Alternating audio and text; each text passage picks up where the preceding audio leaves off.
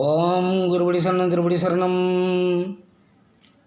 சுபயோகி மாதேஸ்வரன் பேசுகிறேன்.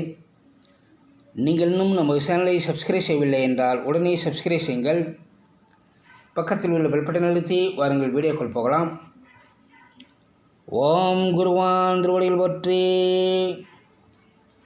கருணையுடன் எங்களுக்கு நல்ல ஆசை வழங்கி இன்றும் இன்றும் நாங்கள் பார்ப்போம் நினைப்பார்கள். நல்ல எண்ணத்துடன் எங்களை பார்ப்போம் நினைப்பார்கள். தொழில் வளம் பெற்று அதிக வருமானம் பெற்று உடல் ஆரோக்கியம் பெற்று குடும்பம் ஒற்றுமையாக மகிழ்ச்சியாக அருள் புரிவாய். ஓம் குருவான் திருவடியில் போற்றி போற்றி. அதாவது 14/5/2025 சித்திரை மாதம் 31ஆம் நாள் புதன்கிழமை இரவு 10:37 ரிஷபராசியிலிருந்து மிதுன ராசிக்கு குருபகவான் பயிற்சியாகிறார். திருக்கணித பஞ்சாங்கப்படி மிருகசீரிடம் நட்சத்திரம் 3ஆம் பாதத்தில் பயணம் செய்கிறார். மிருகசீரிஷம் நட்சத்திரம் செவ்வாய் பகவானின் நட்சத்திரமாகும். மிதுன ராசியில் இருக்கும் குருபகவான் 5ஆம் பார்வையாக துலாம் ராசியையும் 7ஆம் பார்வையாக தனுசு ராசியையும் 9ஆம் பார்வையாக கும்ப ராசியும் பார்க்கிறார். மிதுனம் ஒரு காற்று ராசி. இந்த ராசியில் குருபகவான் நின்று மற்ற இரு ராசிகளான காற்று ராசி துலாம் ராசியும் கும்ப ராசியும் இந்த இரண்டு ராசிகளையும் காற்று ராசிகளையும் தனுசு ராசி நெருப்பு ராசி இந்த ராசிகளையும் குருபகவான் பார்க்கிறார். இதில் கும்பம் ராசியில் ராகுவான் வருவதால் அந்த ராகுவை ஒரு வருடத்திற்கு குரு பார்க்கிறார். அதேபோல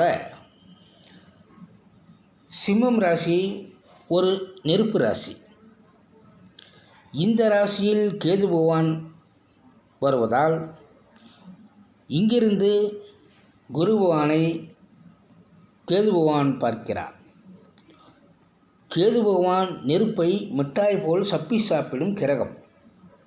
ஆகையால் கேதுவின் பார்வையில் குருவும்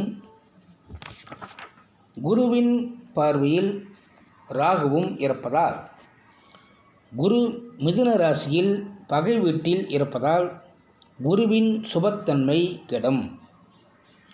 அதேபோல மிதுன ராசிக்கும் கன்னி ராசிக்கும் குருவான் பாதகாதிபதி. அதேபோல தனுசு ராசிக்கும் மீன ராசிக்கும் புதன் பகவான் பாதகாதிபதி ஆவார்கள். ஆகையால் புதனும் குருவும் பாதகாதிபதி ராசிக்காரர்கள் ஆவார்கள். காலபுருஷனுக்கு 3ஆம் இடத்தில் குருபகவான் பயணிப்பதால் தொலைத்தொடர்பு துறையில் மிகப்பெரிய மாற்றம் ஏற்படும். தொலைத்தொடர்பு துறை செல்போன், ஜிபே, போன்பே போன்ற தகவல் தொலைத்தொடர்பு சிக்னல்கள் தடைகள் ஏற்படும். பரிமாற்றங்கள் தடை ஏற்படும்.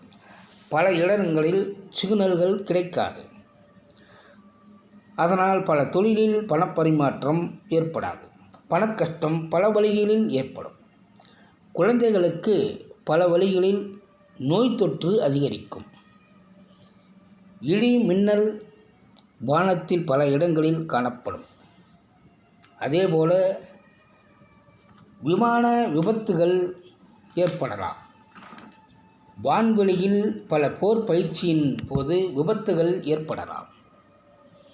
கருமேக கூட்டம் கரும் புகை மண்டலம் ஏற்படலாம். குரு சனி ராகு இந்த 3 கிரகமும் இந்த 3 பேரும் தனுசு ராசியை பார்ப்பதால் பல நாடுகளில் பகை உருவாகும். ஒவ்வொரு நாட்டுக்கும் கௌரவ பாதிப்பு ஏற்படும். அதனால் வார்த்தையால் ஒவ்வொரு நாட்டு ஆட்சியாளர்களும் அவர்களால் பல வழிகளில் அமைதி நிலை குலைந்து போகும். பொதுமக்கள் பல கஷ்டத்திற்கு ஆளாக நேரிடலாம். முடிந்த அளவு பொதுமக்கள் குறைந்தது 2-3 மாதத்திற்கு தேவையான உணவுகளை பொருட்களை சேகரித்து வைத்து கொள்ளுங்கள். கையிருப்பில் தேவையான பணத்தை சேகரித்து வைத்து கொள்ளுங்கள். சிலர் வங்கியில் பணம் பல வழியில் பல ஆயிரங்கள் பல லட்சங்கள் வைத்திருக்கலாம். ஆனால் சில நேரங்களில் நெட்வொர்க் சர்வீஸ் வேலை செய்யாது. ஏடிஎம், ஜிபே, ஃபோன்பே போன்ற வேலை செய்யாது. உங்கள் கணக்கில் வங்கியில் பணமே இருந்தாலும் உங்கள் தேவைக்கு பணம் எடுக்க முடியாமல், தகவல் தொடர்புத்துறை நெட்வொர்க் சர்வீஸ் வேலை செய்யாமல் பெரும் பாதிப்புக்கு ஆளாவீர்கள். ஆகையால் பணம் கையில் இருப்பு தொகை அவசியம். ஆசிரியர்கள், குருஸ்தலத்தில் இருப்பவர்கள், தொலைத்தொடர்பு துறையில் இருப்பவர்கள் விழிப்புணர்வு பணிகளை செய்யுங்கள். ஆனி மாதத்தில் பிறந்தவர்கள், ஆவணி மாதத்தில் பிறந்தவர்கள், மாசி மாதத்தில் பிறந்தவர்கள் மிகவும் விழிப்புணர்வாக இருக்கவும். பண கஷ்டத்தால் தங்க நகைகளை யாரும் அடமானம் வைக்காதீர்கள்.